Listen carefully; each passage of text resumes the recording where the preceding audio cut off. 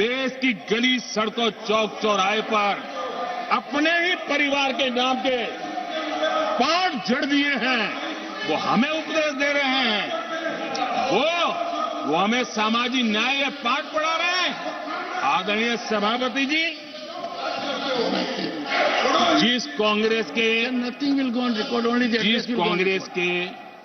अपने नेता की कोई गारंटी नहीं है, अपनी नीति की कोई गारंटी नहीं है, वो मोदी की गारंटी पर सवाल उठा रहे हैं।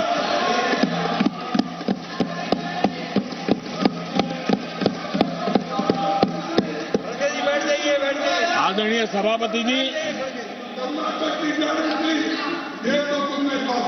आदरणीय सभापति जी, यहां एक शिकायत थी,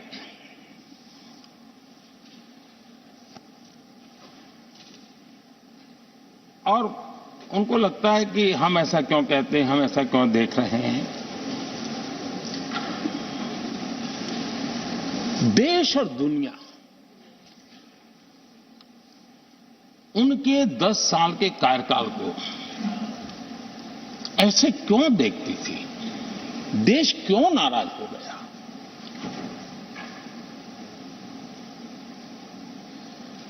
इतना गुस्सा देश को क्यों आया। आदरणीय सभापति जी, हमारे कहने से सब नहीं हुआ है,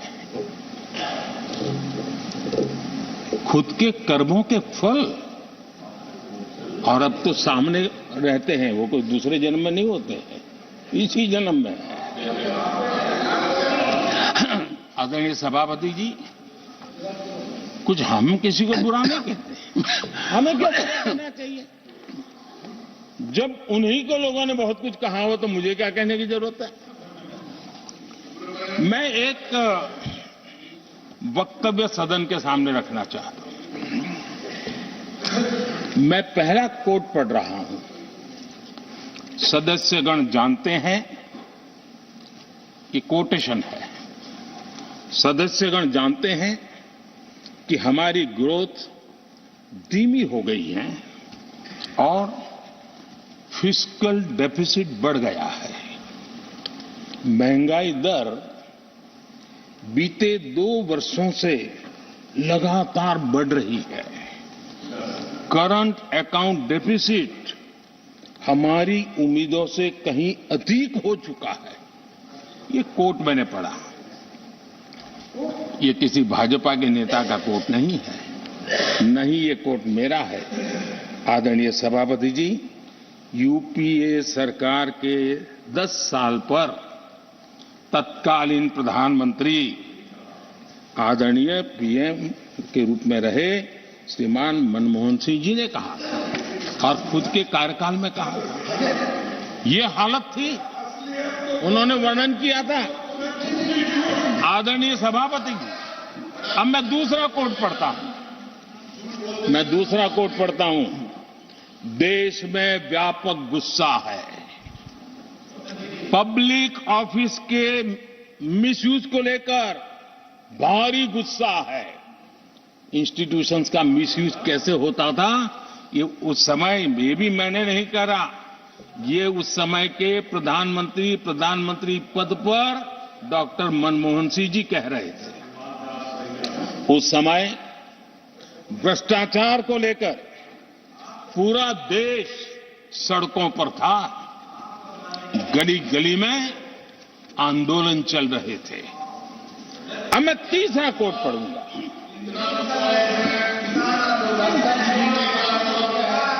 एक संशोधन की कुछ पंक्तियां हैं, इसको भी आप सुनिए। टैक्स कलेक्शन में भ्रष्टाचार होता है, इसके लिए जीएसटी लाना चाहिए। राशन की योजना में लीकेज होती है, जिससे देश का गरीब सबसे अधिक पीड़ित है। इसको रोकने के लिए उपाय खोजने होंगे। सरकारी ठेके जैसे दिए जा रहे हैं, उस पर शक होता है। ये भी तत्कालीन प्रधानमंत्री आदरणीय मनमोहन सिंह जी ने कहा था। और उसके पहले और एक प्रधानमंत्री, उन्होंने ये कहा था कि दिल्ली से 1 रुपया जाता है 15 पैसा पहुंचता है। सुधार, बीमारी का पता था, सुधार करने की तैयारी नहीं थी। और आज बातें तो बड़ी बड़ी की जा रही है।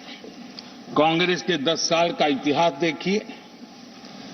फ्रेजाइल 5 इकोनॉमी में दुनिया में कहा जाता था, मैंने दुनिया कहते फ्रेजाइल 5, पॉलिसी पैरालिसिस, ये तो उनकी पहचान बन गई थी।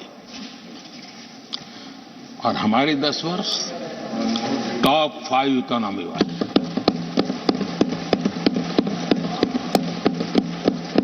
हमारे बड़े और निर्णायक फैसलों के लिए 10 साल याद किए जाए। आदरणीय सभापति जी, हम उस कठिन दौर से बहुत मेहनत करके, सोच समझ करके देश को संकटों से बाहर लाए हैं। कि देश ऐसे ही आशीर्वाद नहीं दे रहा है। आदरणीय सभापति जी, यहां सदन में अंग्रेजों को याद किया गया। Unbecoming conduct, please continue. No please please. आदरणीय सभापति जी, इस सदन में अंग्रेजों को याद किया गया। अब राजा महाराजाओं का तो अंग्रेजों के साथ गहरा नाता रहा था उस समय। तो अब मैं जरा पूछना चाहता हूं कि अंग्रेजों से कौन इंस्पायर्ड था। मैं तो ये तो नहीं पूछूंगा कि कांग्रेस पार्टी को जन्म किसने दिया था, ये तो मैं नहीं पूछूंगा। आजादी के बाद भी देश में गुलामी की मानसिकता को किसने बढ़ावा दिया। अगर आप अंग्रेजों से प्रभावित नहीं थे तो अंग्रेजों की बनाई दंड संहिता, पिनल कोड, आपने क्यों नहीं बदली।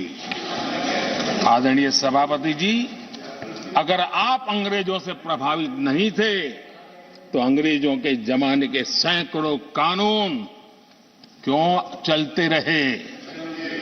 आप अगर अंग्रेजों से प्रभावित नहीं थे तो लाल बत्ती कल्चर, ये लाल बत्ती कल्चर इतने दशकों बाद भी क्यों चलता। अगर आप अंग्रेजों से प्रभावित नहीं थे तो भारत का बजट शाम को 5 बजे इसलिए आता था क्योंकि ब्रिटिश पार्लियामेंट का सुबह शुरू होने का समय होता था।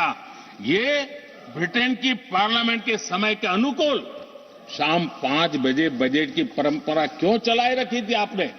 कौन अंग्रेजों से इंस्पायर था। पर आप अंग्रेजों से प्रेरित नहीं थे तो हमारी सेनाओं के चिन्हों पर आज भी गुलामी के प्रतीक अब तक क्यों बने हुए थे। हम एक के बाद एक हटा रहे हैं। अगर आप अंग्रेजों से प्रेरित नहीं थे तो राजपथ को कर्तव्य पथ बनने के लिए मोदी का इंतजार क्यों करना पड़ा। आदरणीय सभापति जी, अगर आप अंग्रेजों से प्रभावित नहीं थे तो अंडमान और निकोबार, इन द्वीप समूहों पर आज भी अंग्रेजी सत्ता के निशान क्यों लटके पड़े थे। आदरणीय सभापति जी, अगर आप अंग्रेजों से प्रभावित नहीं थे तो इस देश के सेना के जवान देश के लिए मन मिटते रहे, लेकिन देश के जवानों के सम्मान में एक वॉर मेमोरियल तक आप बना नहीं पाए थे। क्यों नहीं बनाया। अगर आप अंग्रेजों से इंस्पायर्ड नहीं थे, प्रभावित नहीं थे, तो भारतीय भाषाओं को हीन भावना से क्यों देखा। स्थानीय भाषा में पढ़ाई के प्रति आप लोगों की बेरुखी क्यों थी। आदरणीय सभापति जी, अगर आप अंग्रेजों से प्रेरित नहीं थे तो भारत को मदर ऑफ डेमोक्रेसी बताने में आपको कौन रोकता था?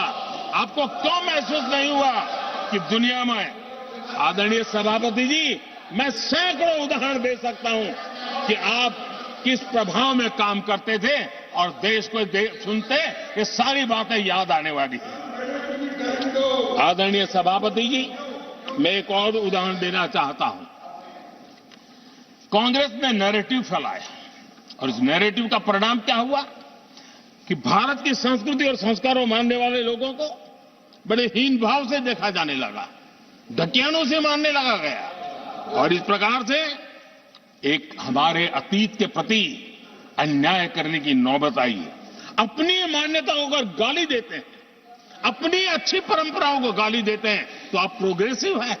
इस प्रकार के नैरेटिव गढ़े जाने लगे देश में और उसका नेतृत्व कहां होता था ये दुनिया भली बातें जानती है।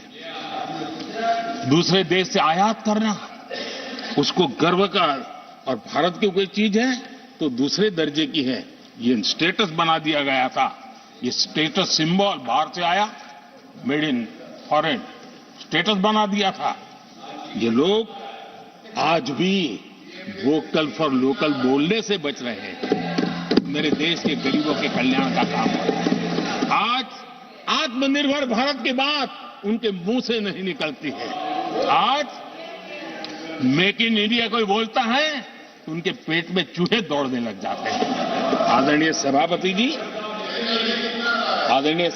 जी, देश ये सब देख चुका है और अब समझ भी चुका है और उसी का परिणाम आप भुगत भी रहे हैं। आदरणीय सभापति